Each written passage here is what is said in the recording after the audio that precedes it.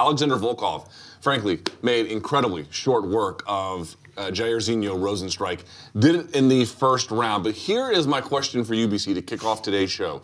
It was an impressive win. It was a very quick win. And it was, we'll talk about the stoppage in just a second, but all things told, it was a dominant win for the most part.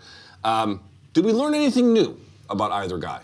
Yeah, I think we came away learning some stuff about these guys. Here's what I learned from Alexander Volkov, that despite the speed and the ease at which it seemed he lost to Tom Aspinall at a time that I was talking him up big, I think he's still kind of who I thought he was coming into that fight despite that loss. Of the elite guys, he seems to be, Luke, on the bottom floor. He still hasn't done that thing that's going to say, okay, if he gets to the title shot, he could win it.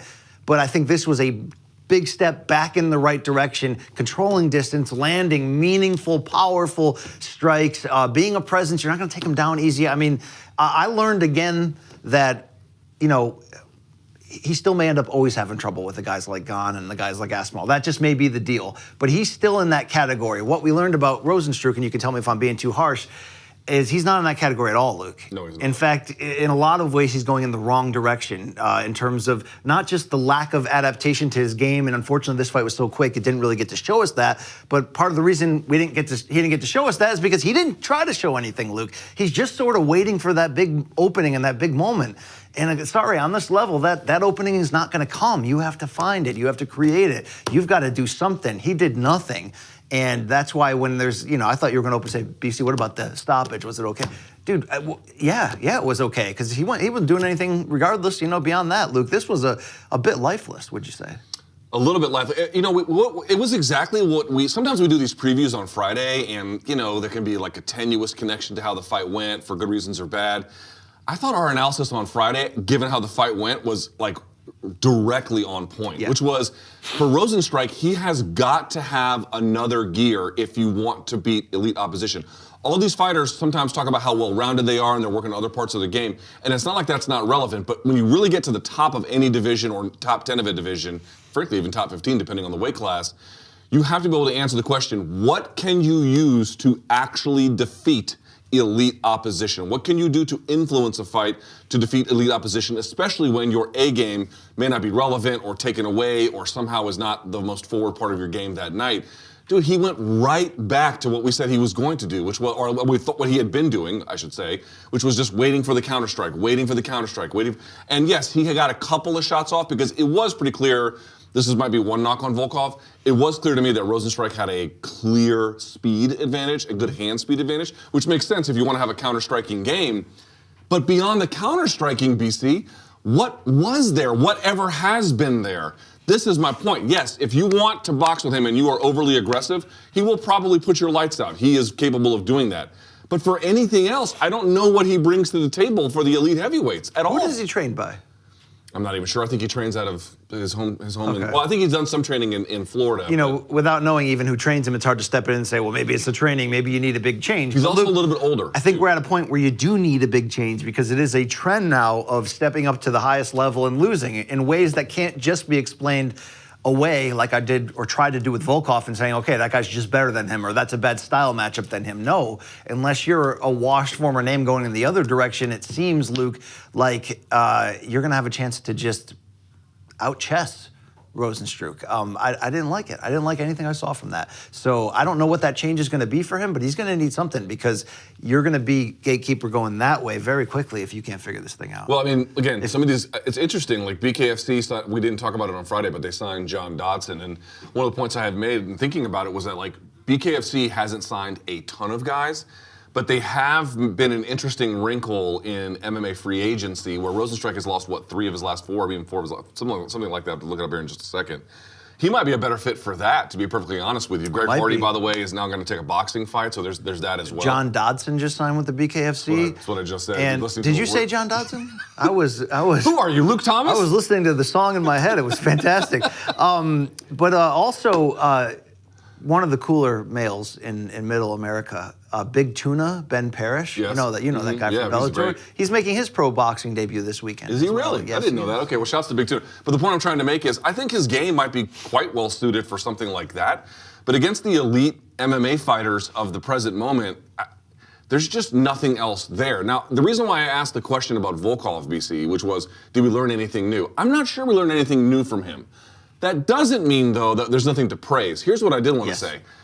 He got run over by Tom Aspinall. He just got completely run over. Dude, to bounce back in this fight where he stayed busier, he defined the range, and then when Rozenstruik was trying to get a little bit more active with it, he met the moment and really put it on him, pressing him up against the fence and then firing a nice shot, closing the show.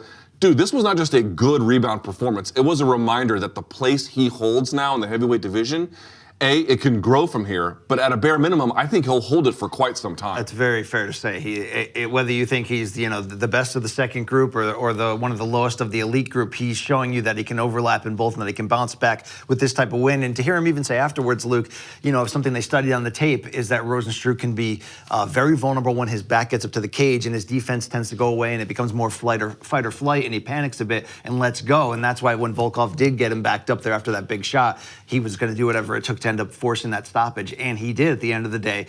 But Luke, I still don't know how Volkov is going to close that gap to the super elites. That is something, is there still time in your eyes when you look at his game?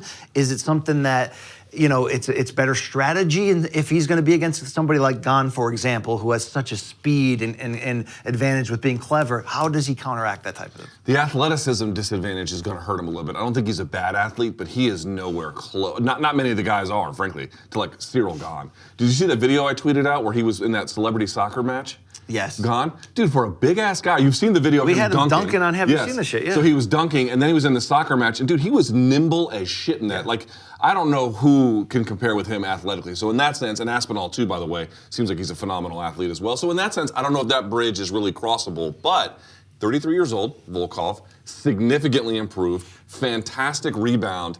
How high can he climb? You look at the rankings, he's got some hammers in front of him. But here's where he stands at now. He's at 7. He'll probably jump maybe to 6 or something like that. Maybe if he stays in place, because Rozenstruik was sitting at 8. I guess we'll have to see how it goes. But it's Aspinall. Okay, that's out. There's Derek Lewis, which he did not seem interested in the rematch. They asked him about it afterwards. He was like, eh. And we all know the story. Most amazing comeback by Derek Lewis, but Volkov was beating him for, 14 minutes and 59 seconds, basically.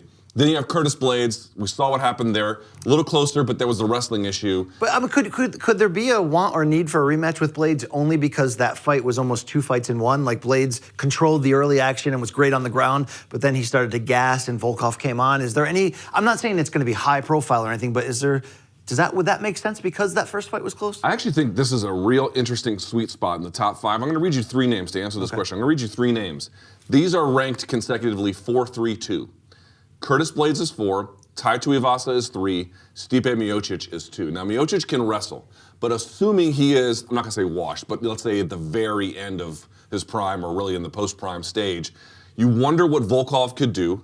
And the Tai Tuivasa fight, to me, is winnable in either direction. He's sitting at 3.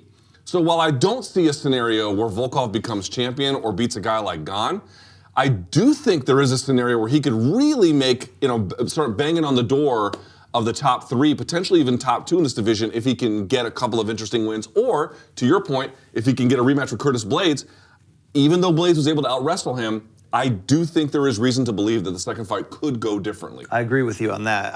But I think you're overlooking bringing up Tuivasa's name. Isn't he linked to be fighting Gane? Yes, but what I'm saying is, even if he came off a loss, it wouldn't matter. Volkov is sitting at 7. True. Tuivasa is sitting at 3. I was going to ask you. If they meet in the middle a little bit. I was going to ask you for Volkov to make that leap. Okay, now he's at a good place, but to get to a great place, who is the name or the type of name that you would need to see to further the idea? Oh, I could see him contending for a title and actually having a shot. Blades would be that guy? Blades. Because Tuivasa and him were going to strike, and maybe the one with the first big shot lands or whatever. Hey, Tui. Let's bang. Let's bang. Let's have sex. It's hardy. By the way, did you see episode 1 of season 3 of The Boys? I haven't seen any of The Boys. Oh my God. Season 3, episode 1. There's a lot of male dong in that show. And there's a scene in the episode. You're really not talking me into it yet, Luke, okay? But okay. Like, yo, BC, there's hammers in this show. You'd love it, Nope. It's like a locker room. I forgot you didn't ask. Oh yes, the Blades one. The Blades one to me would be the most interesting one because the Tuivasa one, they could go back and forth. It's hard to say. You might favor one more than the other, but that's pretty winnable in either direction. Stipe with the wrestling, a little bit harder to say. He might fight John Jones, and who knows what happens after that. But the Blades one, Blades is also young. Blades is also going to be a contender for the long time, and Blades beat him previously with wrestling, which is still a much improved part of Volkov's game, but still not necessarily as far as he can take it. Again, 33 years old, which is young, frankly, for heavyweight. I think that might be a fight you look. The Tuivasa and the Blades fight, those are the two ones that I might be looking at for him going forward, depending on what else happens in the No, I can agree with that.